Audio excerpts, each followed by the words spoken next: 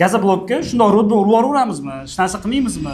Assalomu alaykum. Sabir Avenue turar joy majmuasidan xonadon xarid qilgan mijozlarimizdan tushayotgan ayrim bir savollarga bugun bosh prokuratorimiz bilan javob berib o'tamiz. Gazoblokka shundoq urib yuboramizmi? Hech narsa qilmaymizmi?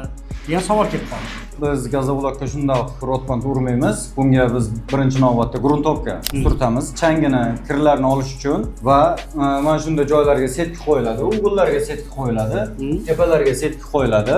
Faqat setkani bu yerga to'liq qo'ymaganimiz sababi 1 santimetrgacha qo'ymaymiz. 8 millimetrgacha 1 santimetr. 1 santimetrdan o'tib ketsa hamma joyga setki qo'yiladi. Beton tomonimizga betona kontakt urilyapti. Bu ham suvoqni yaxshi ushish uchun mana shunday qilib betona kontakt hamma joyga uryapmiz. Deganchaga keyin yana bitta kommentariy kelib qoldi. Biza qaysi suvoq materiallarini ishlatyapmiz? Turi va brendi bo'lsa, o'shani aytib bersangiz. Xo'p, biz hozir Ventum va Masterdan foydalanyapmiz. Bu brendlarimizning afzalliklari birinchidan sifati yaxshi, ikkinchidan ishlashimizga yaxshi. Ichida tosh kamroq, ham ishimiz tez ketadi. Shu sababdan shu ikkita brendni tanlaganmiz, shu ikkita brendda ishlayapmiz hozir. Suvoqdan chiqqandan keyin qanaqa tekshiramiz devorlarni? Devorlarni pravila bilan tekshiryapmiz. Suvoqlarni pravila bilan.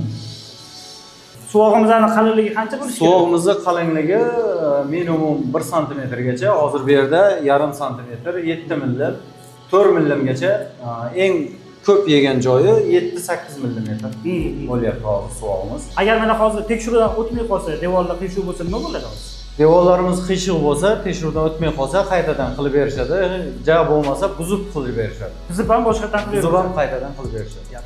Mana hurmatli mijozlar, sizlar bergan savollarga javob oldinglar degan umiddamiz. Yana savolingiz bo'lsa, kommentariyada yozib qoldiringlar. Keyingi videolarda javob berishga harakat qilamiz.